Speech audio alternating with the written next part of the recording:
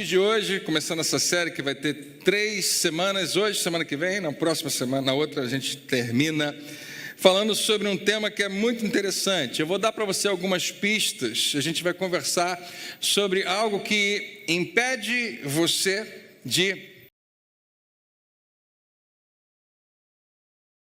ter a iniciativa de pedir desculpas. Impede você de pedir desculpas. A gente às vezes não tem iniciativa, mesmo quando a gente sabe que está errado. Ou quando a gente está só um pouquinho errado, a outra pessoa está muito mais errada e ainda assim é algo que nos impede de pedir desculpas, algo que nos impede de admitir que perdemos, algo que impede você de admitir uma fraqueza, algo que impede você de admitir que você precisa de ajuda, de admitir que você não sabe o que fazer, mesmo quando todo mundo já sabe que você não sabe o que fazer, de ser honesto consigo mesmo, de ser autêntico com as pessoas, de aprender coisas novas, e também é algo que faz com que você fique secretamente feliz quando outros fracassam, se feche quando deveria se abrir, trapaceie ao invés de se permitir perder, continue discutindo, a discussão não termina, mesmo quando sabe que nem tem mais razão, mas tem que continuar. Faz com que você minta sobre o seu passado, esconda a sua escolaridade, esconda relacionamentos anteriores, precise muito ter a última palavra. Compre coisas para provocar inveja em pessoas que nem estão prestando tanta atenção em você. E tudo isso aqui é tão sutil e tão interior que a gente nunca vai admitir que isso acontece com a gente, mas obviamente você já sabe qual é o tema que a gente vai falar sobre orgulho. Não é orgulho que faz tudo isso com a gente? Claro, não com você, mas essas pessoas todas que estão aqui, sem ser você, sofrem com esse problema.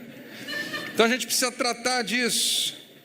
Claro que eu não estou falando daquele orgulho que eu tenho dos meus filhos, que você tem dos seus filhos, um orgulho quando uma conquista maravilhosa acontece, claro, é prazeroso e é bom e não é nocivo, mas existe um orgulho que é extremamente feio e se apresenta frequentemente nas nossas vidas, e se nós vamos permitir, vai dominar a nossa maneira de pensar, de falar e de agir.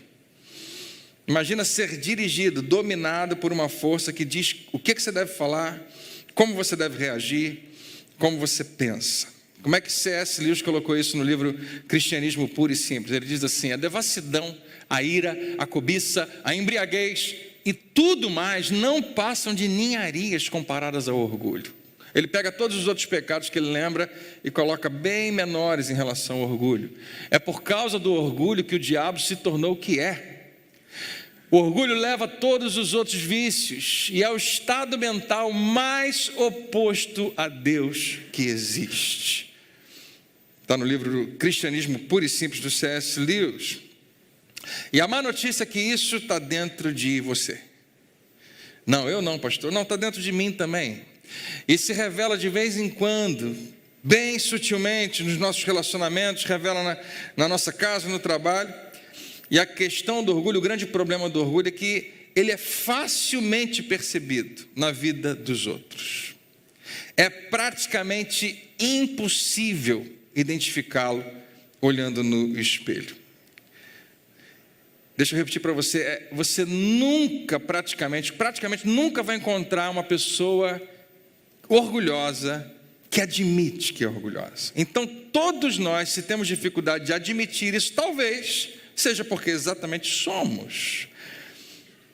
É normal e comum e parece que uma epidemia das grandes, todo mundo tem isso. Isso quer dizer que pode haver pessoas, já que é tão difícil de identificar em você mesmo, pode haver pessoas na sua vida que sejam vítimas do seu orgulho. Mas você nem imagina, você nem sabia que há pessoas que em algum nível podem sofrer por causa do seu orgulho, porque você pensa, não, orgulhosa é aquela pessoa que é extremamente arrogante, uma pessoa pedante, uma pessoa muito metida. Eu não sou nada disso. E já que você não é exageradamente orgulhoso, você pensa que você não é nem um pouco.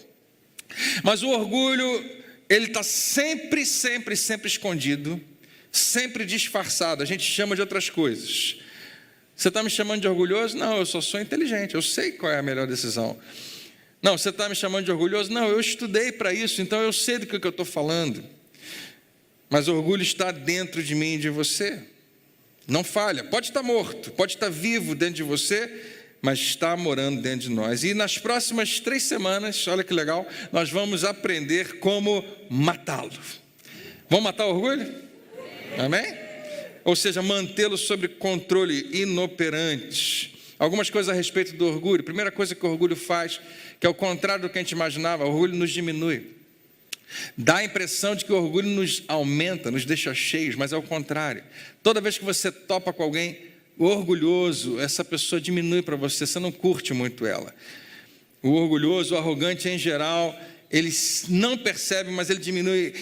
O orgulho nos rebaixa, nos deprecia, nos enfraquece, ao contrário do que parece. Orgulho reduz a nossa capacidade de admitir o que precisamos admitir, de pedir desculpas quando nós precisamos pedir desculpas, e reduz a nossa capacidade de reconhecer o que precisa ser reconhecido, ou quem precisa ser reconhecido.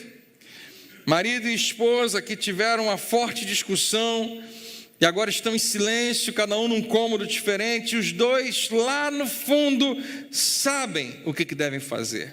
Mas alguma coisa muito grande, muito forte impede que eles tomem uma iniciativa, que façam alguma coisa. Qualquer problema, qualquer discussão, em qualquer relacionamento, essa dinâmica ela acontece. O casamento talvez seja uma das mais comuns, né? Porque existe uma briga, existe uma discussão, uma desavença, e depois que já esquentou tudo e finalmente se separaram um pouquinho, fica algo lá dentro da gente. Não acontece comigo porque eu quase nunca brigo com a minha esposa. Não, mentira, a gente briga com alguma frequência. A razão porque a gente briga é porque eu estou sempre certo, ela nunca reconhece.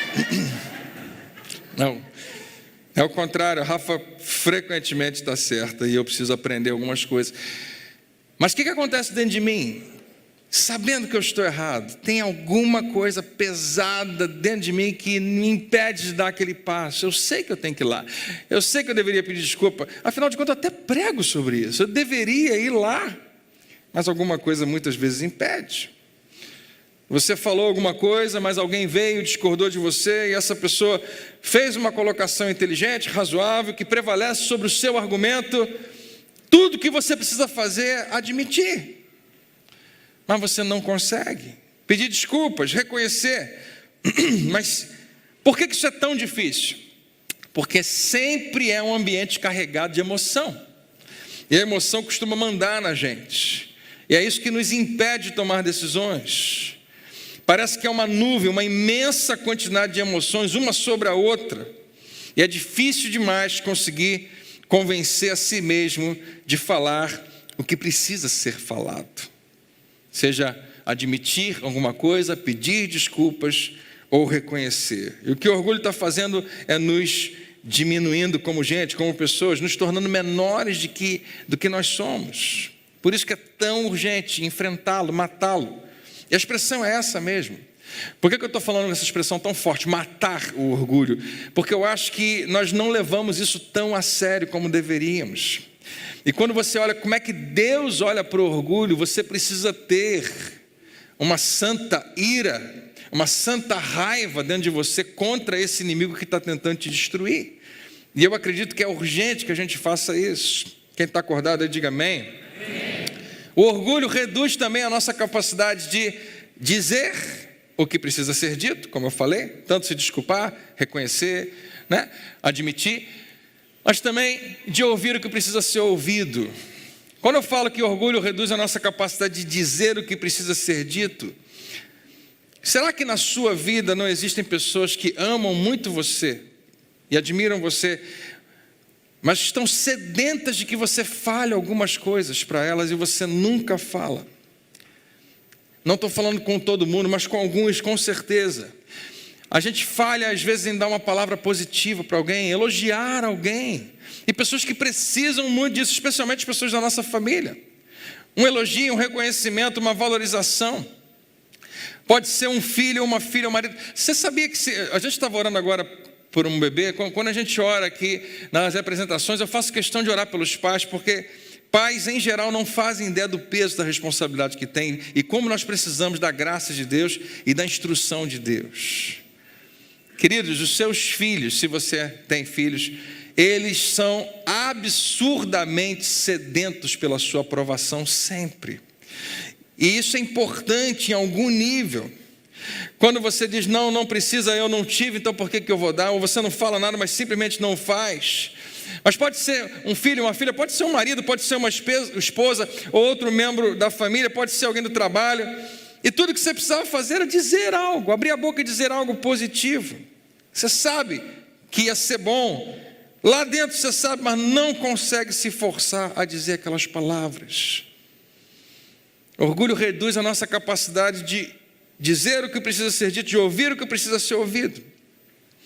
Há pessoas que já desistiram de falar com você porque você não quer ouvir. Há pessoas que já tentaram várias vezes chegar a essa conclusão. Eu vivo isso com alguma frequência. Eu acho que às vezes eu sofro disso também. Eu não posso negar o meu orgulho aqui diante de você, mas durante as últimas semanas eu tenho buscado, algumas pessoas com quem eu tenho conversado, eu percebo isso, não quero ouvir. E quando você não quer ouvir, não tem jeito. Não tem jeito.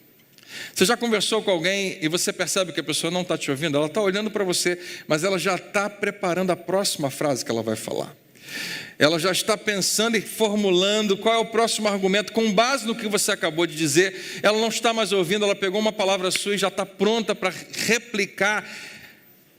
E a gente acha que não, mas é exatamente isso, orgulho. A gente pensa que é simplesmente a dinâmica do nosso relacionamento. Quando alguém está falando alguma coisa, e eu já fiz isso tantas vezes, e você interrompe, né? E você quer falar de você porque você é mais importante que tudo, o que você pensa, como você vê aquilo, como você acha, e você interrompe alguém como quem diz assim, você não precisa falar, você precisa me ouvir, porque o que eu tenho para dizer é muito mais importante. Nem é orgulhoso? De jeito nenhum. Mas há pessoas que talvez, né, acham que não vale mais a pena falar com você porque você simplesmente não quer ouvir. E orgulho reduz a nossa capacidade de dar o que precisa ser dado. Você não consegue dar porque o orgulho está sentado em cima do seu coração, reinando sobre as suas decisões. O orgulho realmente diminui a nossa capacidade de fazer o que a gente tinha que fazer.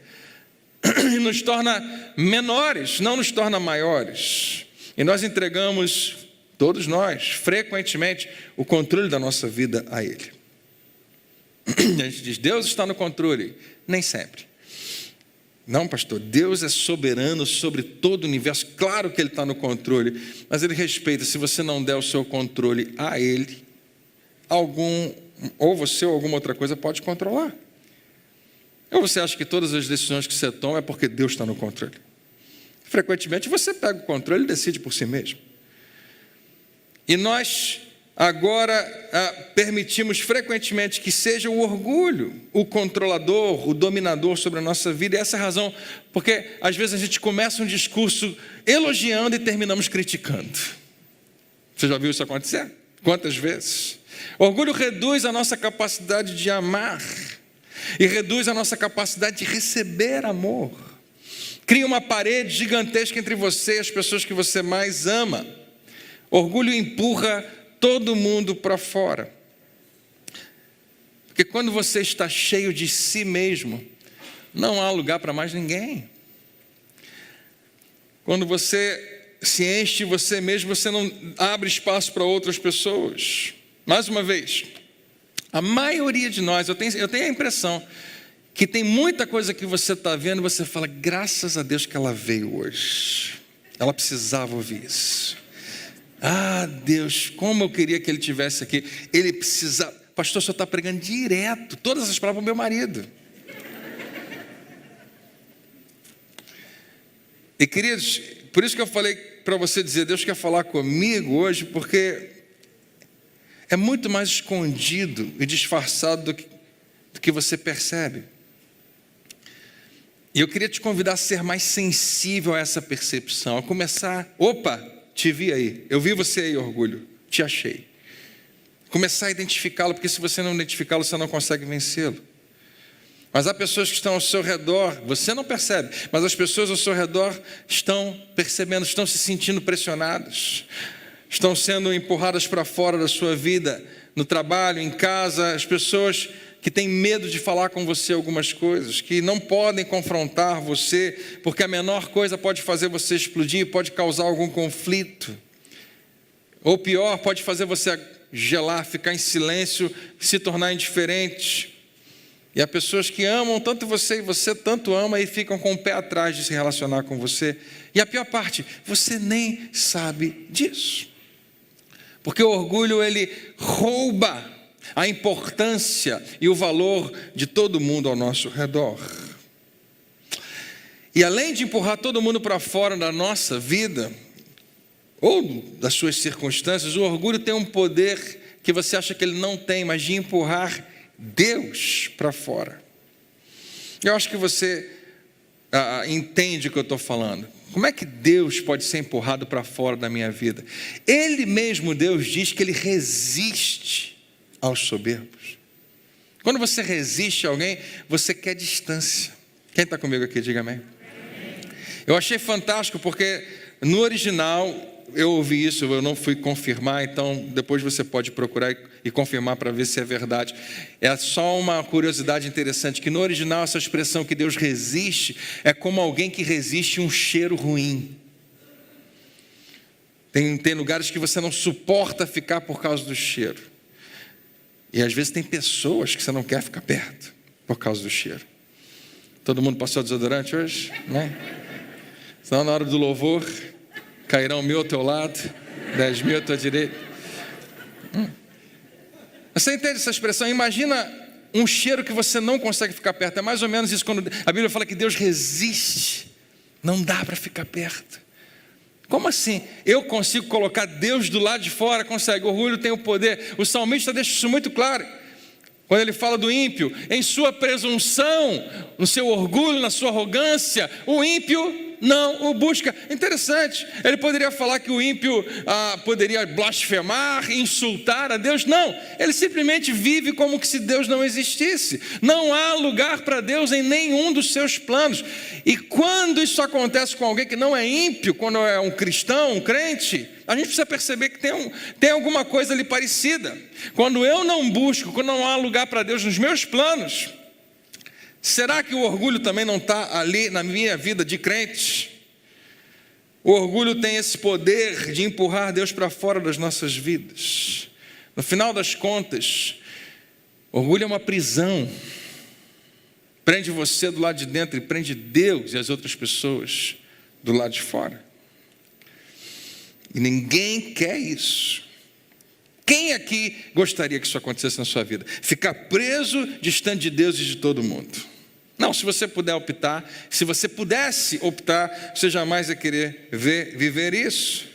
Não tem uma pessoa no planeta, eu acho, absolutamente ninguém que pensa assim: meu sonho, meu projeto de vida é ser tão orgulhoso que ninguém consegue se aproximar de mim ou conviver comigo. Eu quero ser tão orgulhoso, tão arrogante, tão soberbo, que as pessoas não me suportam. Quem quer isso? Ninguém, absolutamente.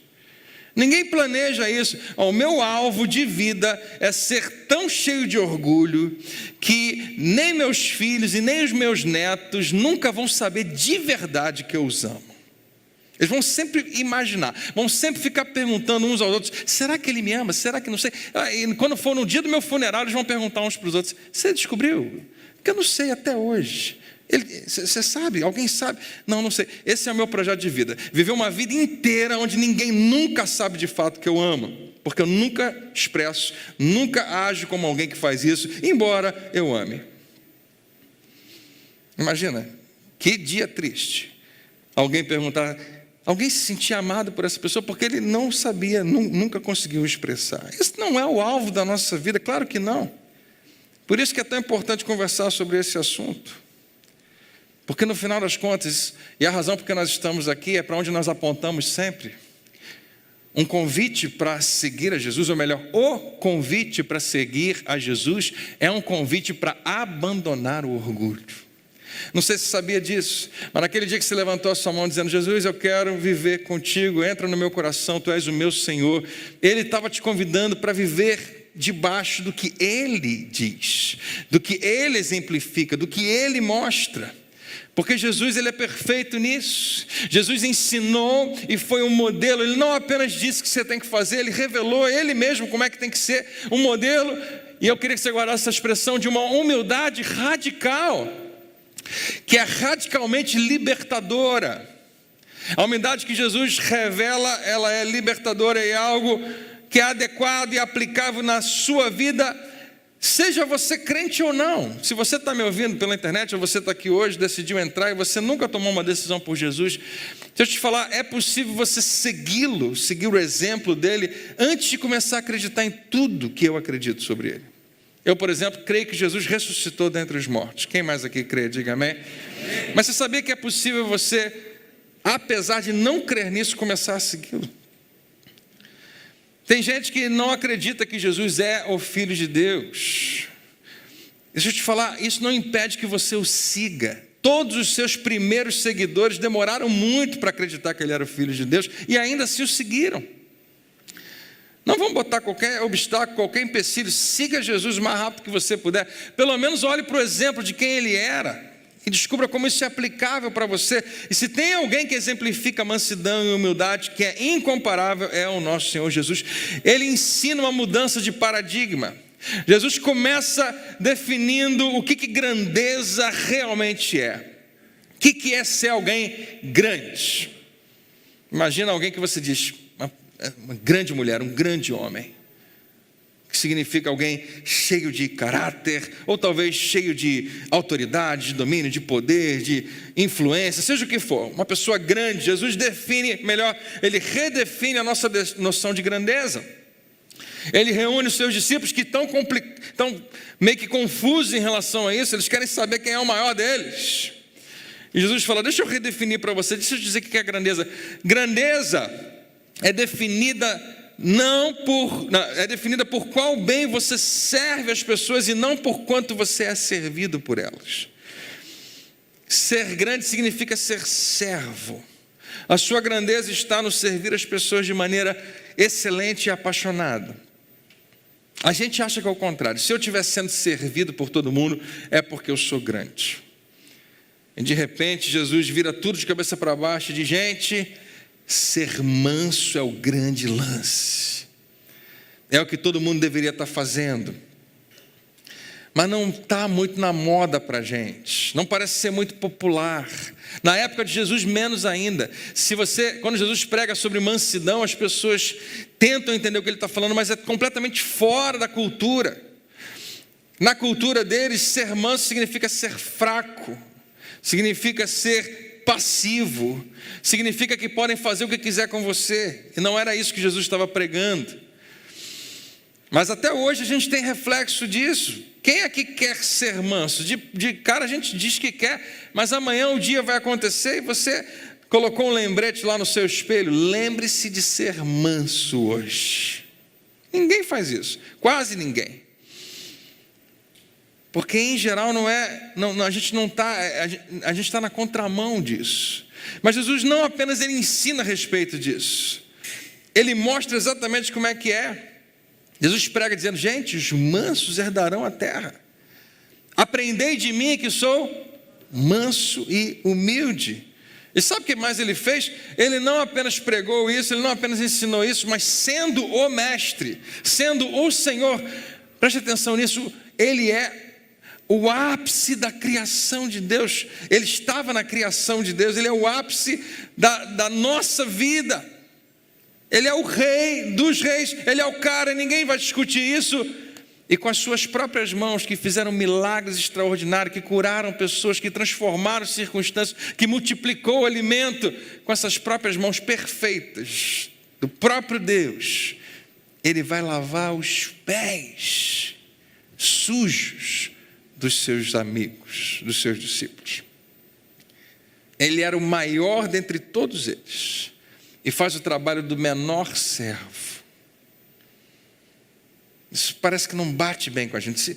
Pedro ficou preocupadíssimo, nervoso. Como é que você, rei da glória, está abaixado aqui na minha frente, com uma bacia, querendo lavar os meus pés? Não pode.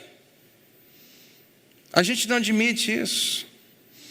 Nossa cultura, até hoje a gente tem uma crise com isso. Tudo bem, é importante honrar as pessoas, honrar o ofício, eu sou a favor disso. Mas às vezes a gente constrói toda uma ideia distorcida a respeito disso. E a gente às vezes perde até a oportunidade de realmente ser humilde, porque as pessoas às vezes nem deixam. Não, você é grande demais, você não pode fazer isso. Porque sabe o que Jesus está fazendo quando ele fala para os discípulos, deixa eu lavar o pé de vocês? Ele não está fazendo para aparecer. Daqui a pouco ele vai dizer que aquilo é exemplificar algo que eles precisam fazer. Jesus está dando um soco na cara do orgulho. Porque não pense que ele não era tentado, sendo o Rei dos Reis, sendo o Senhor dos Senhores, a se aproveitar dessa posição. E ele chega para os discípulos e diz, vocês viram o que eu fiz? Agora que vocês viram como é que eu faço, não apenas eu ensino a respeito disso, minha vida exemplifica isso, vão lá, façam a mesma coisa. E se vocês fizerem, vocês também vão quebrar o poder do orgulho na vida de vocês. Mas ainda assim a coisa mais significativa, a melhor coisa e mais importante, o centro de tudo que ele fez, o clímax do seu ministério, não foi quando ele apenas lavou os pés dos seus discípulos, mas foi quando entregou a sua vida. Por mim, por você e por todos eles. Jesus foi o iniciador da reconciliação. Diga comigo, iniciador. A gente usa a expressão tomar a iniciativa. Iniciar significa ser a pessoa que vai lá e faz o que ninguém está fazendo. Não vou perguntar se isso acontece com você, mas lá em casa de vez em quando tem discussão, a gente briga. Na sua casa eu sei que não deve acontecer. Mas quando eu tenho uma discussão com a Rafa, o que acontece de vez em quando? Mais uma vez, ela não entende que ela está errada, eu estou certo. Se a gente resolvesse essa parte... Mas não é assim que isso é toda briga, né? Os dois estão certos, os dois estão errados. Né? A gente tem uma convicção do que a gente acredita, a gente tem os nossos argumentos. E certas pessoas são terríveis de você brigar com elas, porque elas são ótimas argumentadoras. Nasceram para ser advogados, né? E sabem falar muito bem. E você, tá bom, tá, chega para lá, não quer mais conversar porque a pessoa argumenta bem. Você sabe de quem eu estou falando.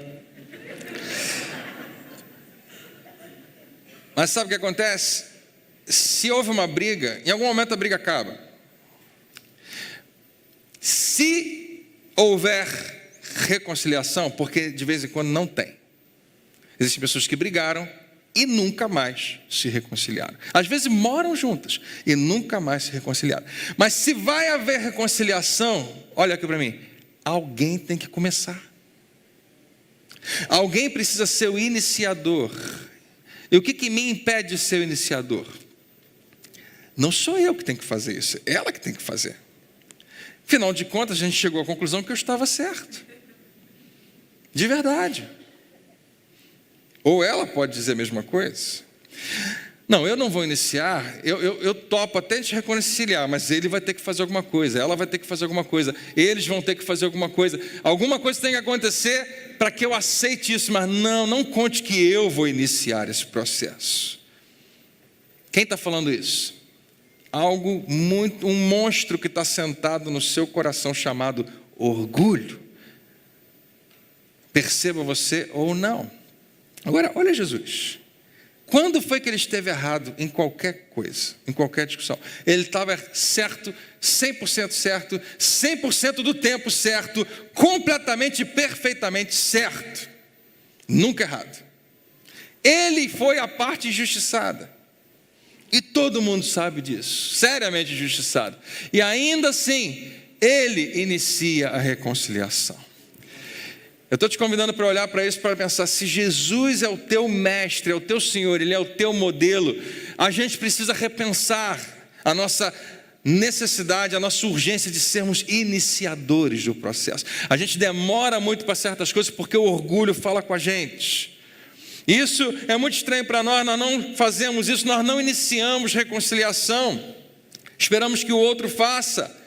Os dois estão errados, mas nós esperamos que a outra pessoa venha primeiro. É algo forte demais, que é uma barreira sólida que nos impede de sermos iniciadores. Mas Jesus, para mim, Ele é o Senhor dos Senhores. Talvez para você, um grande mestre, um grande pregador, Ele tomou a iniciativa da reconciliação. E aqui está a importância disso. Você vai ver que orgulho vai mandar você esperar. Jesus manda você iniciar. Pode repetir comigo? O orgulho manda você esperar. Jesus manda você iniciar. Em outras palavras, quando a gente não vai, é porque o orgulho está falando com a gente: peraí, calma, vamos devagar, não vamos dar impressão errada. Se você for, pode ser que passem por cima de você, pode ser que passem a perna em você, você não quer ser enganado outra vez. Vamos orar a respeito disso. O orgulho falando para você orar.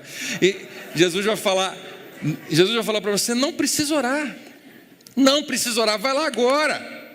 Jesus nunca fala para você fazer nada com pressa, mas certas coisas nós temos que estar prontos e rápidos para fazer.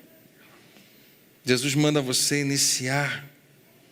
Deus enviou Jesus para iniciar o processo de reconciliação. Sabe o que é legal?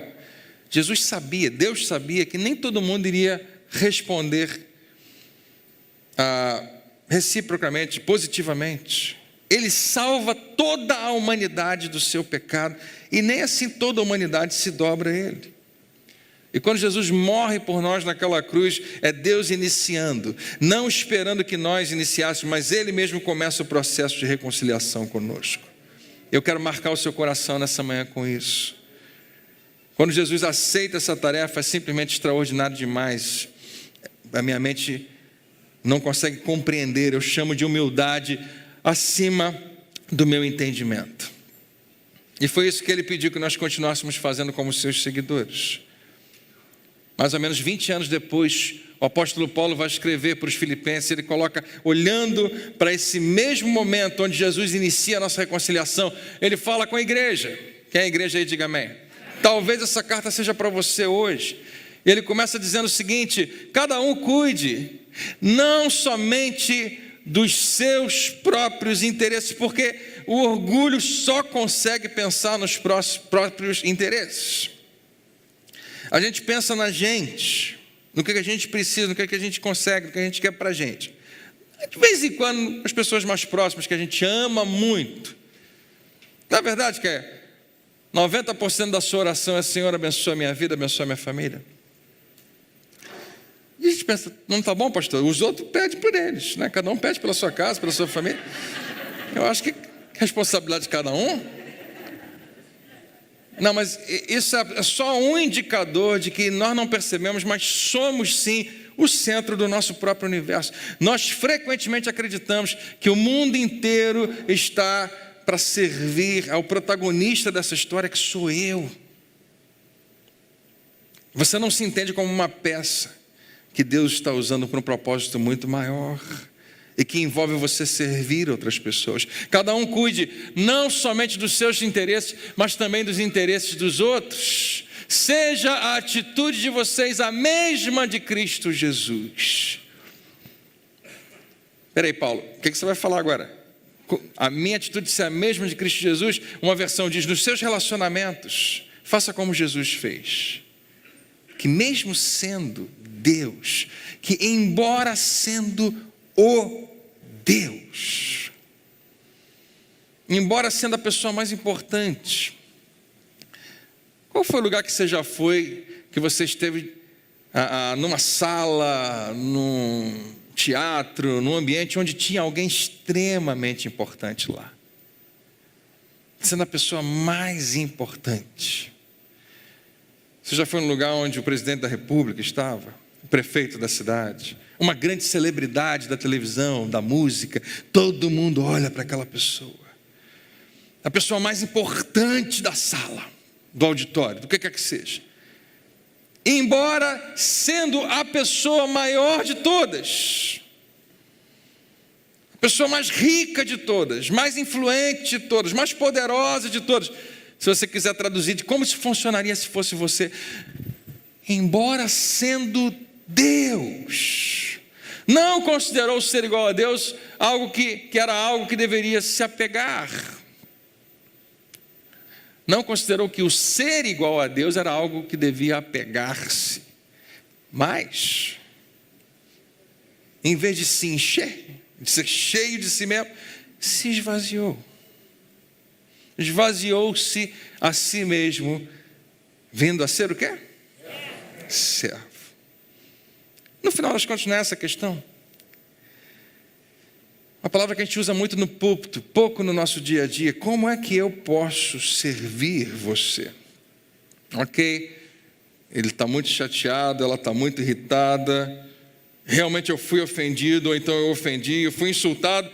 Como é que eu posso servi-los? E alguém do lado vai perguntar, o quê? Servir? Mas eles que têm que vir pedir desculpa a você.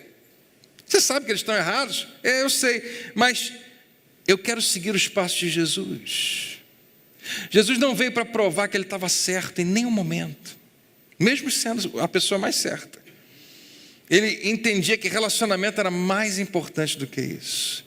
Se eu for seguir a minha inclinação, os meus instintos, eu vou deixar o orgulho controlar essa situação.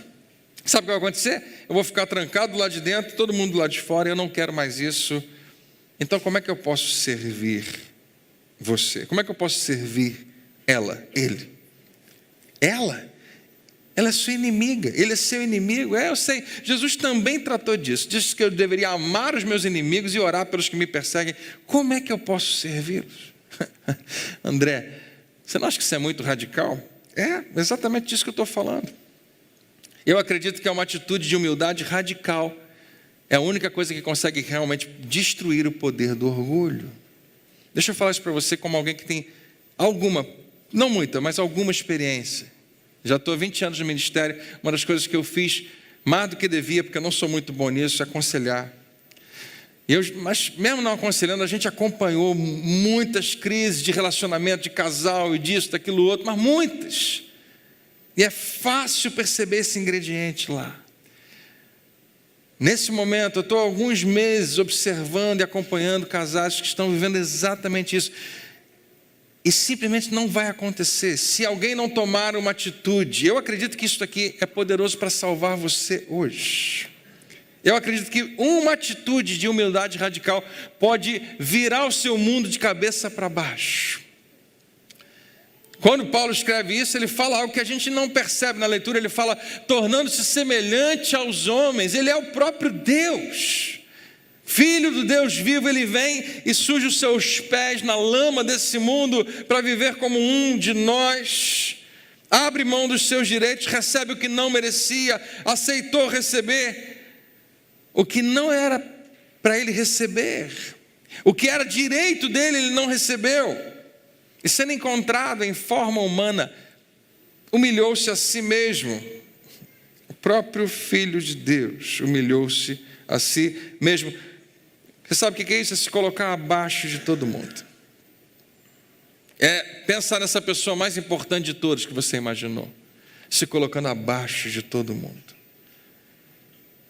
Humildade acima do meu entendimento. E até onde conseguiu chegar? Qual foi o limite dessa humildade? Ele diz, foi obediente até a morte. E morte de cruz. Você conhece essa história?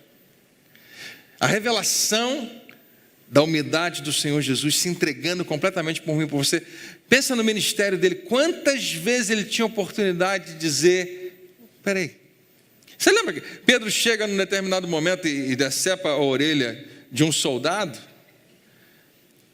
Como se Jesus dissesse, que bom que eu tenho a gente aqui para me ajudar. Não, ele chega para Pedro e fala assim, Pedro, você não entendeu, cara. Se eu abrir a minha boca aqui e falar uma palavrinha, Deus manda uma legião de anjos. Se eu abrir a minha boca, o céu todo vem me defender.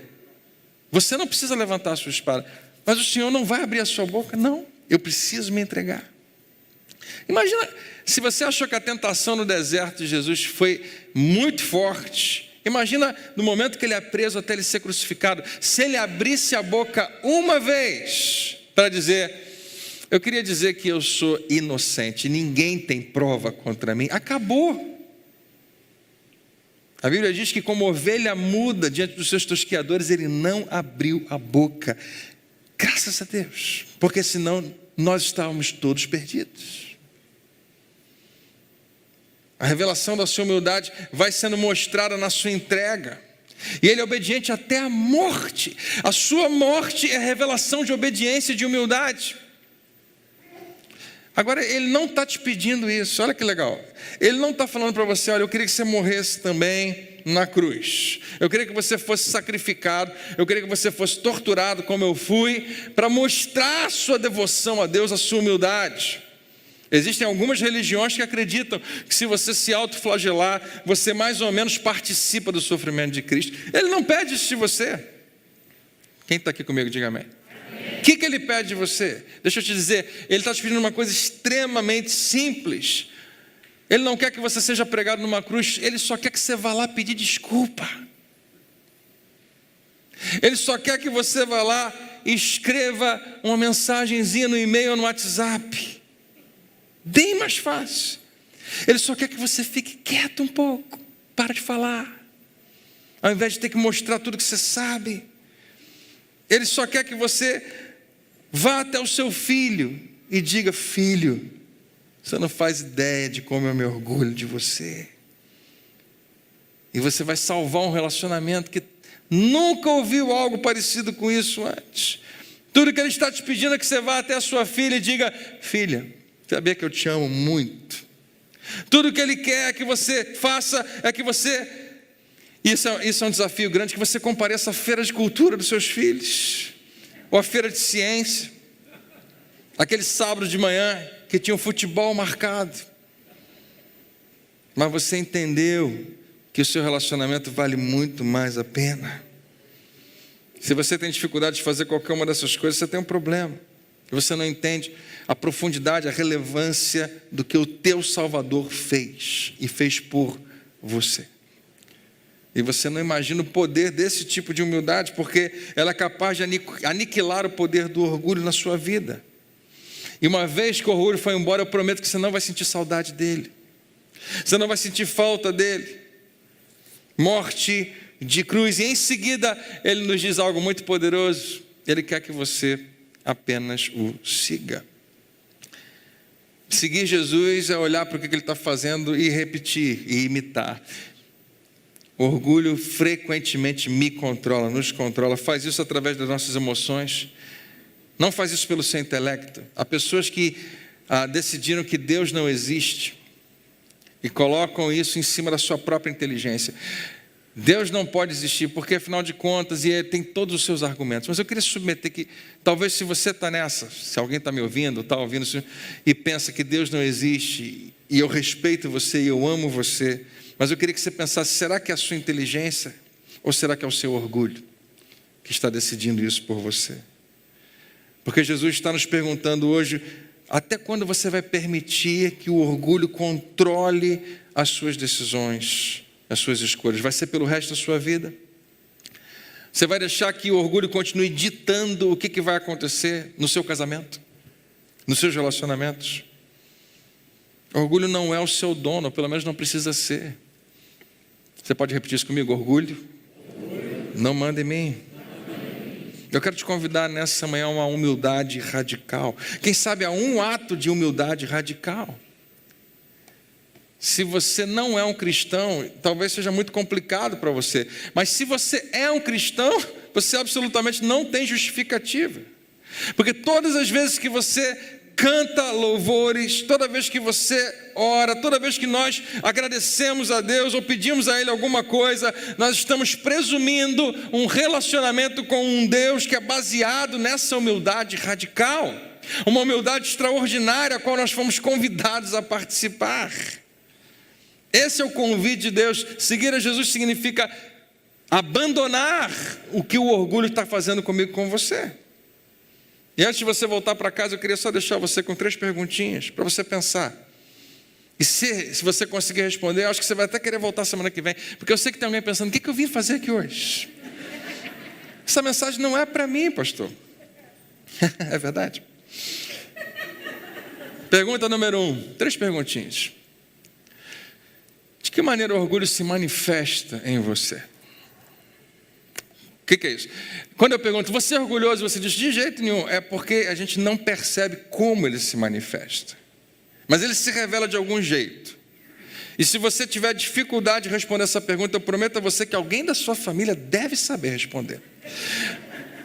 Talvez seja fácil para outras pessoas responder isso para você, as pessoas que andam perto de você. Se é um mistério para você, Ah, pastor, sabe que eu não sei? Esse negócio de orgulho, eu acho que eu nem tenho isso. Depois do almoço hoje, como quem não quer nada, faça essa pergunta para sua família: como é que vocês acham que o orgulho se manifesta na minha vida? E se todo mundo ficar em silêncio olhando um para o outro, a coisa é grave.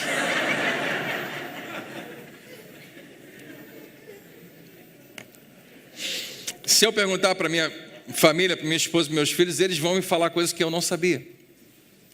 Mas eu tenho algumas coisas que eu já percebi. Por exemplo, o orgulho se manifesta em mim da seguinte maneira: eu tenho a tendência, eu tenho a inclinação de achar que eu estou sempre certo. Especialmente no trânsito. No trânsito do Rio de Janeiro, todo mundo está errado e eu estou certo. Quando eu deixo alguém passar na minha frente e o cara de trás buzina, ele está errado, eu estou certo. Quando sou eu que estou atrás e ele deixa passar, esse cara está querendo arrumar problema no trânsito, não está na faixa, não está no lugar certo. Quando eu ultrapasso o sinal que eu sei que não tem o menor problema de ultrapassar, claro que eu estou certo. Quando por causa disso quase que um acidente acontece, eu continuo certo, eu sei que eu estou sempre certo no trânsito. Não apenas no trânsito, eu tenho a tendência de achar que eu estou sempre certo com a minha esposa, com meus filhos, em todo lugar, o tempo todo. Só isso.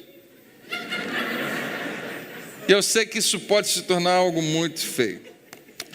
Mas uma outra maneira que é muito óbvio para mim, por causa do ofício pastoral, que eu percebo o orgulho, é quando eu fico sabendo, alguém conta para mim, ou através da mídia, que um pastor cometeu algum tipo de deslize moral, e por causa disso, o seu ministério agora está em xeque, a gente não sabe como é que vai ser, e a gente fica envergonhado. E é uma mistura de alguns sentimentos. O primeiro sentimento que vem, parte de mim se compadece, eu tenho pena, eu fico triste. Mas tem uma outra parte que me deixa chateado, com raiva, porque o pecado daquele pastor reflete em mim como pastor também. Então, por causa do pecado dele, por causa do erro dele, eu fico chateado, porque isso vai mudar como as pessoas olham para mim. E a gente pensa que tudo bem isso. Essa semana eu ouvi isso de uma pessoa: eu aluguei um espaço para uma igreja, o pastor não me paga 6 meses. E parece que isso acontece com muito mais frequência do que a gente imagina. E eu estava do lado e falei: eu sou pastor também, eu sei como é que essa dinâmica acontece, a gente ouve falar disso, mas eu falei: cara, eu acredito que a igreja tinha que ser a melhor pagadora de todas, de todos. Mas eu sei que às vezes, pandemia, um monte de coisa, pode ser um problema, e eu não vou... Mas imediatamente eu pensei: olha como isso, aquele cara falou: eu não quero mais alugar para a igreja, nenhuma igreja. Então você sabe o que isso causou em mim, né? Não, poxa vida, eu saí perdendo por causa do erro do outro. Mas a pior parte, a mais nojenta de todas essas, é quando isso acontece, eu fico com pena, eu fico com raiva, mas eu fico um pouquinho feliz. Por que eu fico um pouquinho feliz? Porque o erro daquele pastor, essa outra parte, né, é onde o meu orgulho talvez mais se expõe, ela se gaba de nunca ter acontecido comigo. Ele fez isso? Inacreditável. Como alguém pode fazer uma coisa dessa? Quando eu penso, né, que por causa do erro dele, eu fico até melhor, porque ele caindo, ele ter acontecido com outra pessoa, reflete qual bom eu sou. Todo mundo vai olhar para mim: ah, graças a Deus a gente tem um pastor que não faz isso. Você percebe quão horroroso isso é? Uma outra pessoa sofrendo, uma outra pessoa caída, e eu penso o que tudo isso significa para mim. E eu estou falando isso com a internet filmando.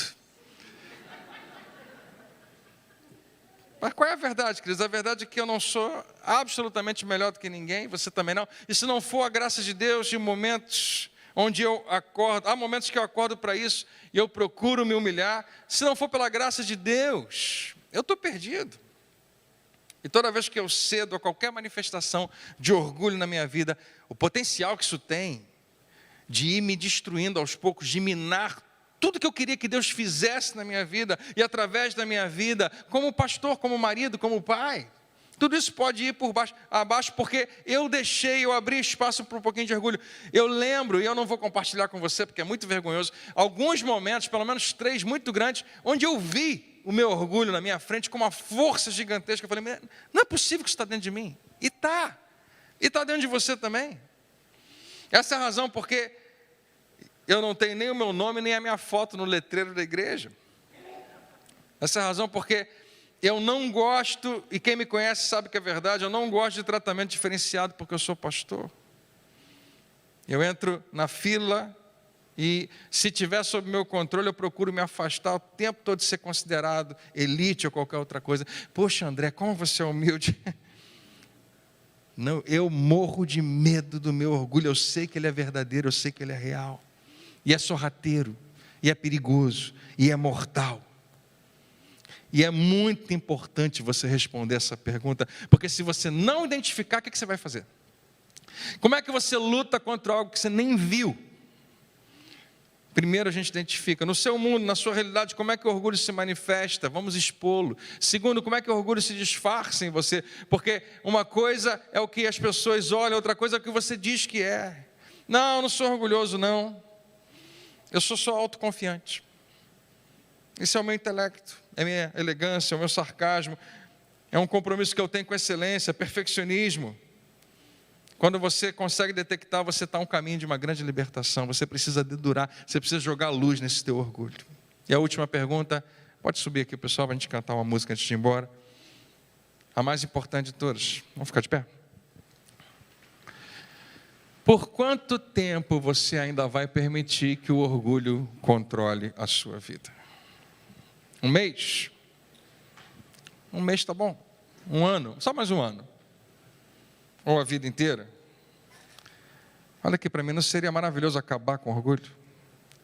Não seria bom tomar de volta o controle e entregar a Deus? Não seria legal se fizesse uma vacina contra o orgulho? Porque toda vez que ele aparecesse, você está preparado. E você pudesse falar com ele. Eu acho que a gente tem que aprender a falar com orgulho. A Bíblia diz: resistir ao diabo, e ele fugirá de vós. Eu acho que tem coisas que o diabo manda, que a gente esquece que a gente tem que resistir também. Chegar, orgulho, você não é meu dono, eu não vou ser aprisionado por você, você não manda em mim. Nosso lance acabou, nosso relacionamento está sendo rompido hoje. E olha só o que eu vou fazer, orgulho. Pode espernear à vontade, pode ficar chateado, pode ficar irritadinho. Só observa, eu estou indo lá pedir desculpa agora para aquela pessoa. Não importa o que você vai pensar de mim, já decidi, vou me desculpar, e você realmente vai lá e pede desculpa a alguém, você sabe o que acontece? Na cara do orgulho. Ah, que sensação boa. Soco na cara do orgulho. Enquanto ele está caído no chão, você fala: terminou não, fica só observando. Eu vou ali agora elogiar aquela pessoa. Eu nunca lembro de elogiar e de dar um feedback para alguém que acabou de fazer um serviço. Eu vou lá agora e vou elogiar o que ela fez, mesmo que não tenha saído exatamente como eu queria. Já fui. Porque você não controla mais a minha vida. E quer saber, eu vou me gabar dos meus filhos, mesmo quando eles não estão fazendo tudo que eu queria que eles fizessem. Eu vou torcer pelo meu filho, mesmo que eu queria que ele fosse um atleta e ele escolheu fazer teatro, não tem problema, vou lá assistir a peça e torcer igual eu estivesse no Maracanã por ele. Orgulho, você não controla mais a minha vida. Sabe o que mais que eu vou fazer, orgulho? Eu vou entrar na classe de novos da igreja. Você estava me segurando até hoje. Eu vou entrar e eu vou fazer perguntas, eu vou tirar dúvidas. Sabe o que mais que eu vou fazer, orgulho? Eu vou orar. O quê? Vou. E se você continuar me perturbando, eu vou começar a orar em voz alta. Você sabe o que é isso que eu estou falando? É você rompendo com um poder que tenta te segurar. Eu vou levantar as minhas mãos na igreja, eu vou orar, eu vou cantar. Pastor, não faz parte da minha personalidade. Olha de novo para tudo isso. Sabe o que é mais, orgulho? Eu vou me envolver num pequeno grupo. Eu vou assistir a classe da EBD dos homens casados, das mulheres casadas, embora eu nem precise, porque eu já sei tudo sobre casamento. Porque você, orgulho, não tem mais controle sobre minha vida. E sabe o que é mais, orgulho, que eu vou fazer? Eu vou admitir que eu tenho um vício. Eu vou admitir que eu sou um dependente químico. Eu vou admitir que eu tenho problemas com pornografia. Eu vou admitir que eu preciso de ajuda, porque por anos, orgulho, você tem sussurrado no meu ouvido: não precisa falar com ninguém, você consegue sozinho, não vai se expor, você vai acabar sofrendo por causa disso, é melhor ninguém ficar sabendo. Quer saber, orgulho? Eu estou cansado, não tem nenhum resultado na minha vida, você não me ajudou em nada, você só me faz piorar. Então isso muda a partir de hoje. E aí? Agora eu não vou falar mais com orgulho, eu queria falar com você. Você está pronto para alguma coisa assim? A pergunta que eu deixo é a seguinte: por que continuar sendo controlado por algo que tem o potencial de matar você, ao invés de seguir alguém que morreu por você? Seguir a Jesus significa abandonar o orgulho, é tirar o controle dele e entregar ao Senhor Jesus. Sim, queridos, você não faz ideia, mas o orgulho já está matando aos poucos, está matando relacionamentos, está matando sua consciência, aos poucos você nem percebe. Que tal se render completamente àquele que te ama e morreu por você, para não ficar preso do lado de dentro, deixando todo mundo do lado de fora? Enquanto eu prego isso, raramente acontece. Eu nunca penso, muito raramente isso, mas às vezes em quando tem exemplos tão vivos daquilo que a gente está falando, que a pessoa vem à mente. Eu estou pregando sobre uma questão, eu lembro de um caso, eu lembro daquela pessoa, mas é raro. Mas essa mensagem me faz lembrar o tempo todo de uma pessoa, o tempo todo, que é um exemplo clássico de tudo que eu estou falando. E a resposta a essa pergunta já foi feita. Essa pessoa até hoje não vai abandonar o seu orgulho, e por causa disso muita gente está sofrendo, relacionamentos estão sofrendo, a força é muito grande. Mas eu acredito que vai mudar, eu acredito que alguma coisa vai acontecer, e essa pessoa vai se render, e vai fazer uma das coisas mais difíceis que existe no mundo, que é se humilhar. Não sei como, não sei o que Deus vai fazer.